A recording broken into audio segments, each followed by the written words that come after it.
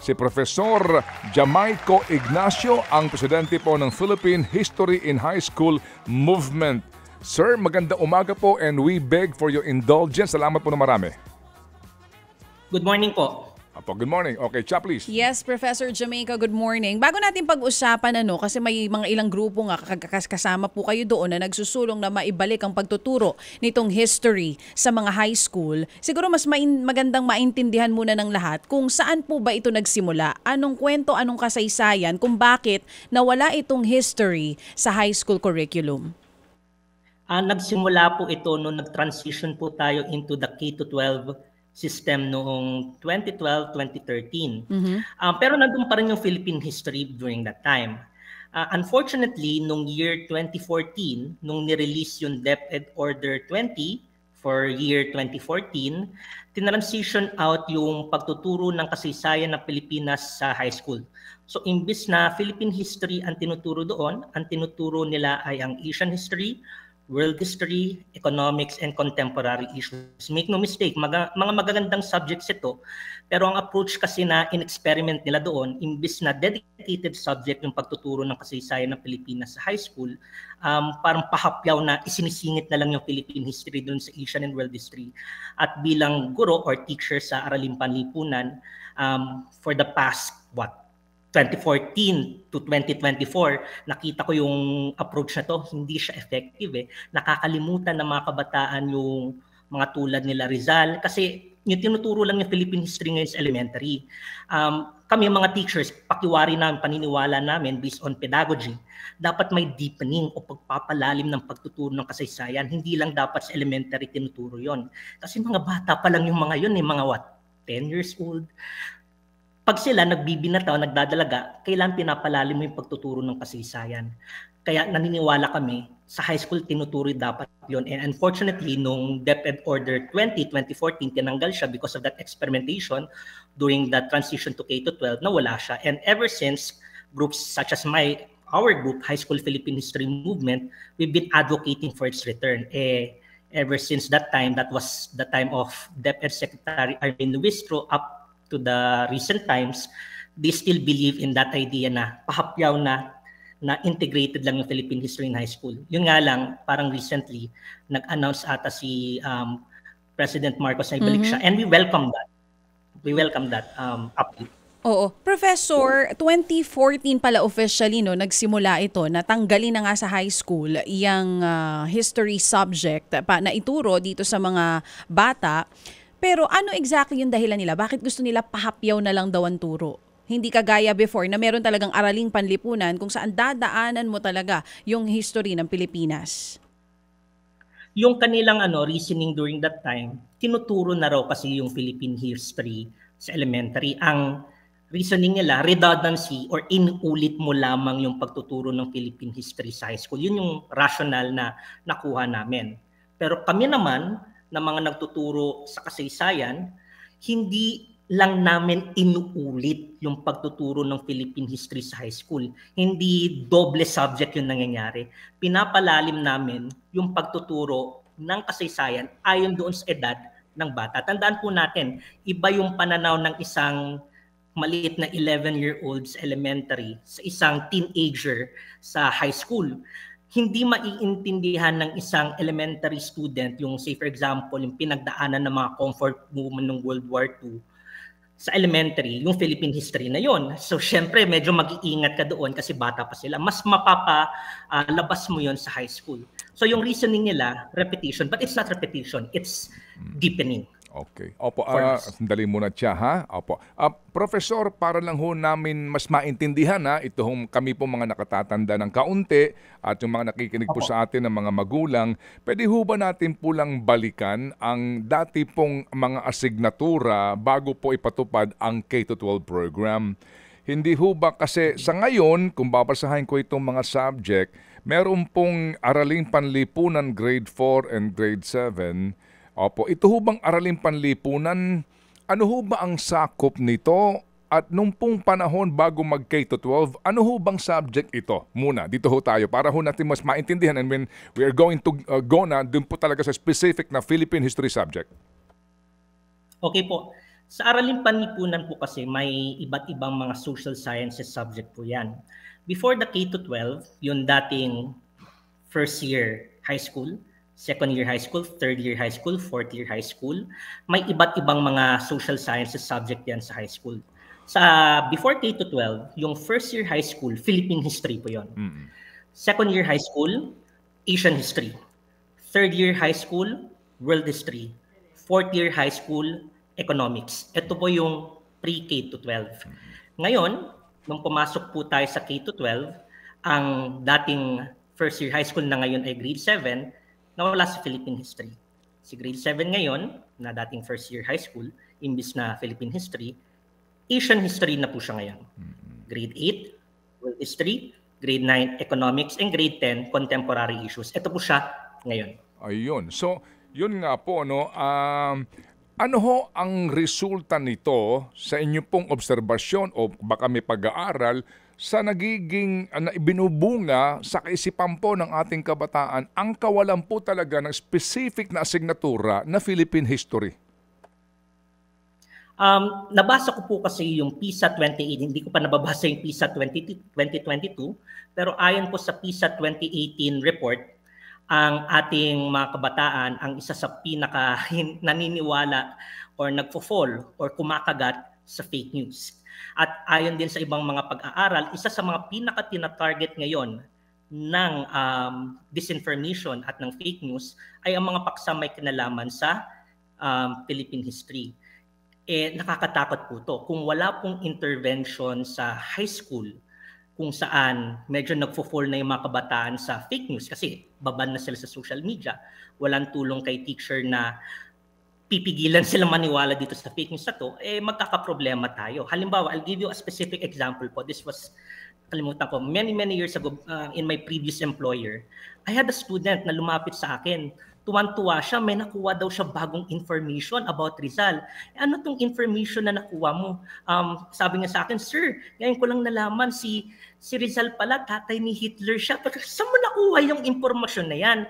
Nung pinakita niya sa akin yung information, nakuha lang niya sa kung saang Reddit forum yung informasyon na yon. Buti na lang na pansin ko at na correct na remedy namin yung problemang yon. Hindi na pag-usapan na maayos itong mga isyong ito kung saan naniniwala sa fake news itong mga kabataan ito patungkol sa kasaysayan. Naniniwala po kami na malaki ang may tutulong ng pagbabalik ng kasaysayan sa Pilipinas sa high school upang ma-remedy itong mga problemang ito. Kasi marami sa kanila, hindi lang sa nakakalimot, nagfo-fall for disinformation sa Philippine history. At marami dyan lumalabas sa Reddit, sa YouTube, sa mga random Facebook posts. Kaya malaki ang maitutulong. Hindi lang pukawin yung damdamin mga kabayan, kundi malaman nila yung katotohanan sa likod ng ating kasaysayan. Opo. Sa inyong palagay, sir, ano hong grado sa K-12 ang saktong edad na at grado para po talaga sa asignatura specific lang po na Philippine history?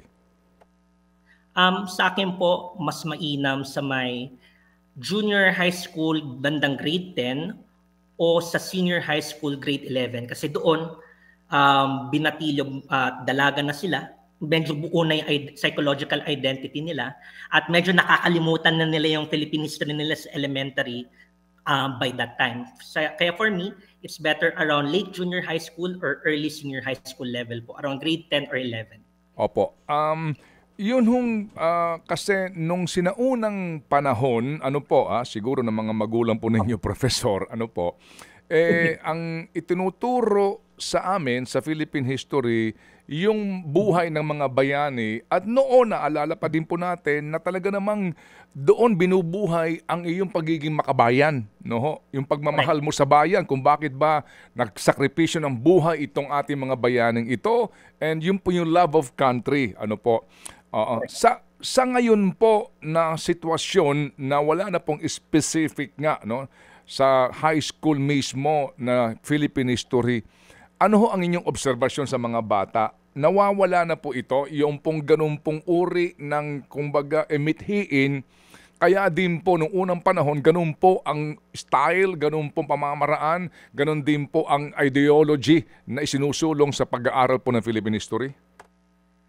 Opo, kasi sa Asian and World History sa high school ngayon, junior high school, hindi mo naman mapapag-usapan masyado si Rizal, si Bonifacio, si Antonio Luna at iba pa. Kaya imbis na mas mapatatag pa natin yung values na pinapalitaw ng ating mga bayani, mas napupunta sa iba yung attention nila. Kaya ngayon, napapansin ko, dati-dati, at least nung may Philippine history pa sa high school, may familiarity sila kung sino si Antonio Luna, kung sino si Rizal, si Bonifacio at iba pa.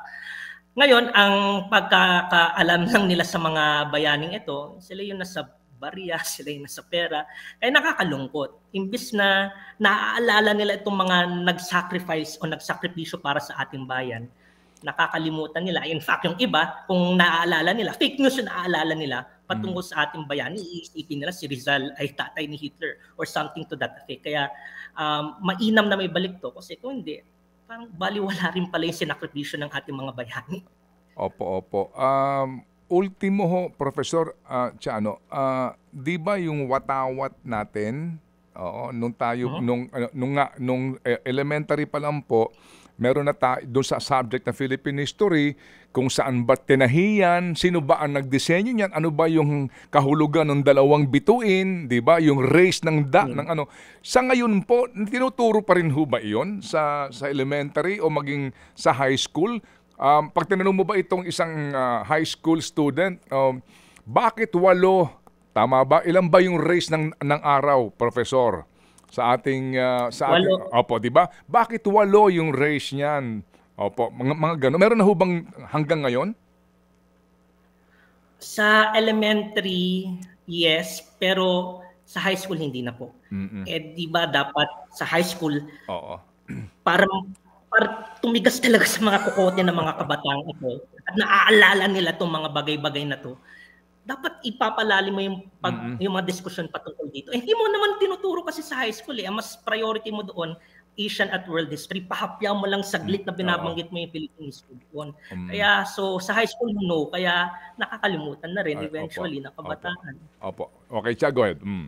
Dito po sa pahayag na binabanggit nyo kanina ng Pangulong Marcos kung saan gusto niya nga na maibalik itong pagtuturo ng history sa mga kabataan, specifically sa mga high school, binabanggit ng Pangulo na parang hindi umuubra ata yung memorization. Ang mas gusto mangyari ng Pangulo is yung deep understanding, explain ng maayos sa mga bata ang bawat nangyari sa history. What's your take on that, Professor? Kasi ang sinasabi ng ilan, pag memorization ang ginagawa, which is kaya daw ganun yung lumabas sa PISA, kasi yun daw yung way natin ng pagtuturo nga sa mga bata. Minimemorize, hindi pinaiintindi. I agree with that stance kasi medyo ilalaglag ko yung iba kong mga kasamaan sa pagtuturo sa Araling Panlipunan, pero ang ginagawa kasi nila minsan, dahil siguro masyadong pagod na si teacher, pinapamemorize na lang. Pero yung kasaysayan kasi, kaya siya nagiging effective, kinikwento mo yung buhay ng ating mga ninuno at ating mga bayani. At doon sa pagkukwento mo, ina-analyze mo o kinikilatis mo bakit nangyari ito, bakit pinaglaban ni Rizal ito, bakit naghimagsik sila Bonifacio. Kinikilatis mo yung kwento, hindi mo kikilatisin yung kwento kung i-memorize. May naaalala nga nila yung dates, pero hindi nila naalala bakit nangyari yung mga kaganapang yon.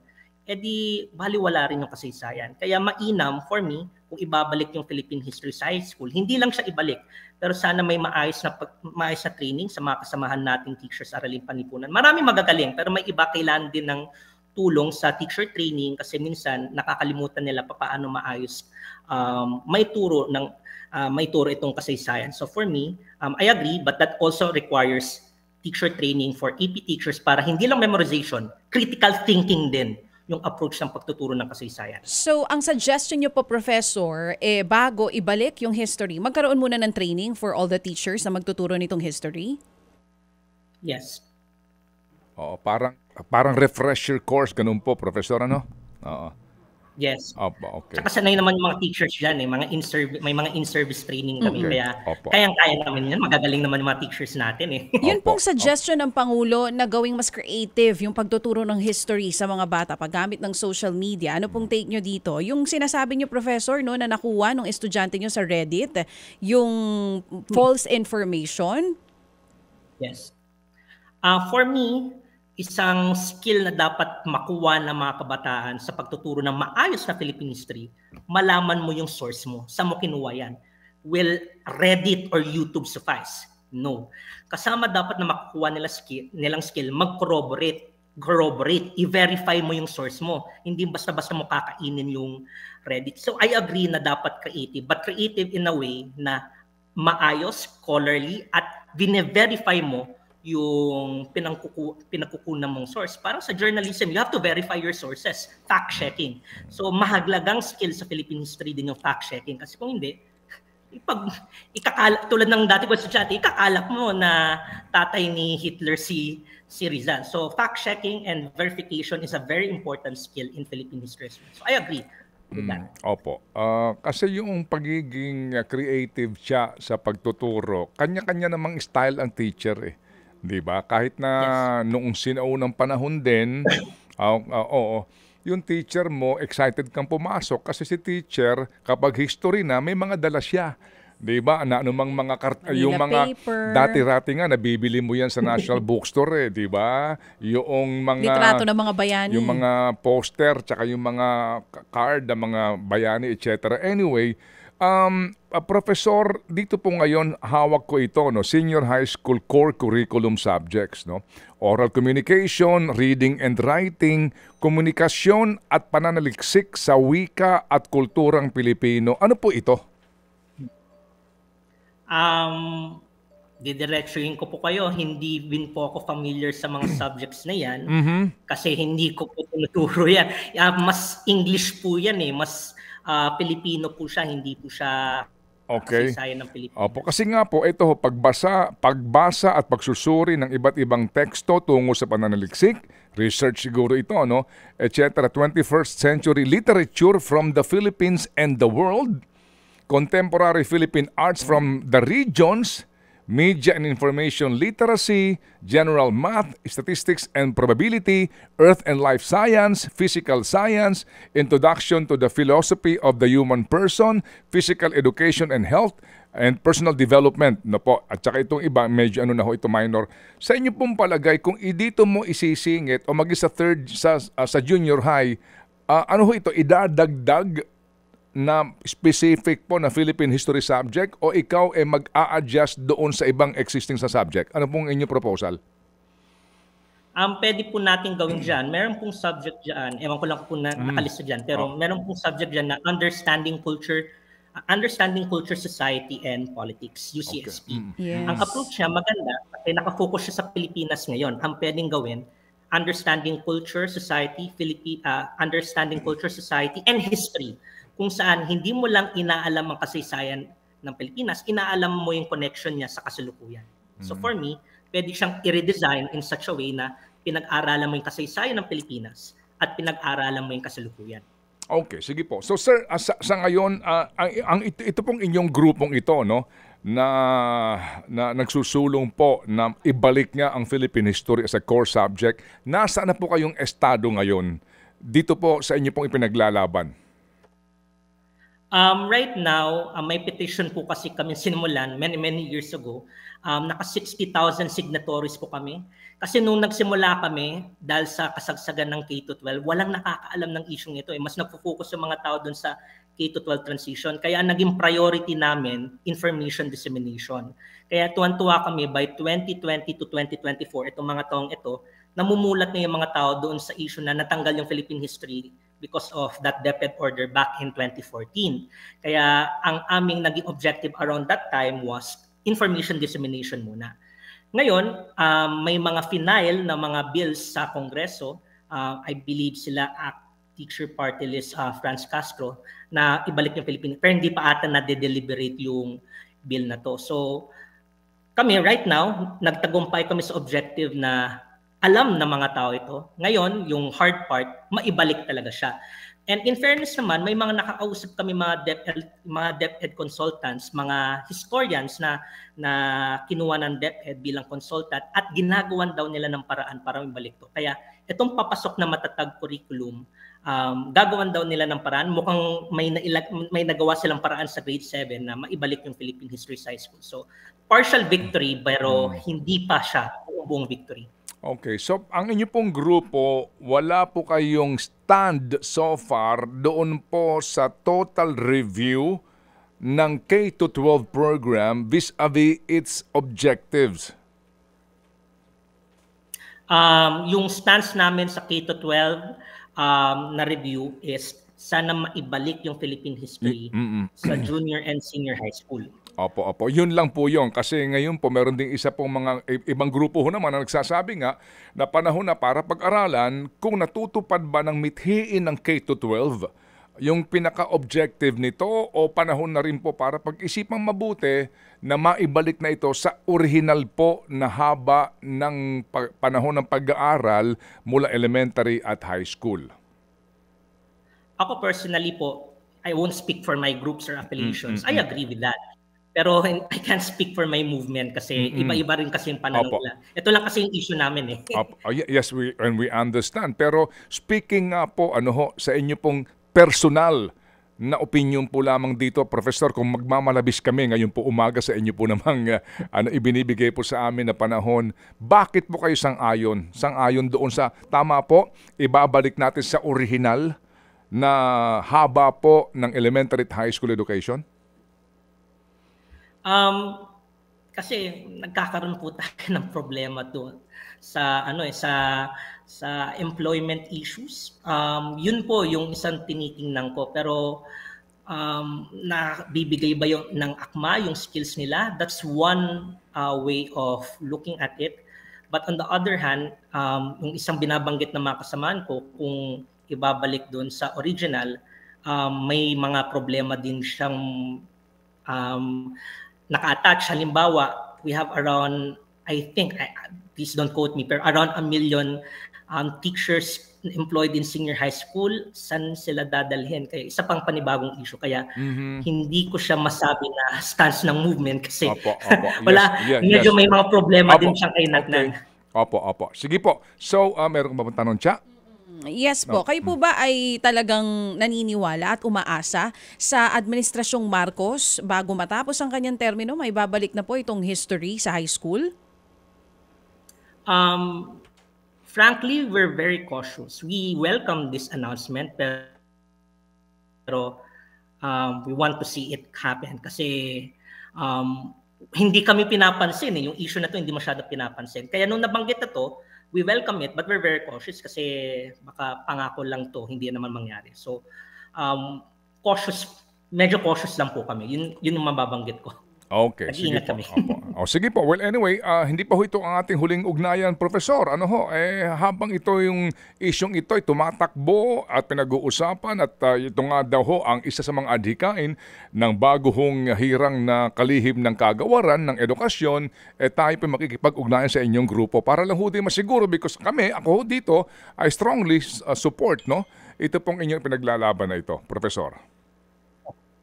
Okay po. Apo. And thank you very much po. Apo. Salamat po, Professor. Si Professor Jamaico Ignacio, ang board chairman po naman ng High School Philippine History Movement. Ted Filon at DJ Chacha ngayon nasa Radyo 5 92.3 News FM Monday to Friday 6 to 10 a.m.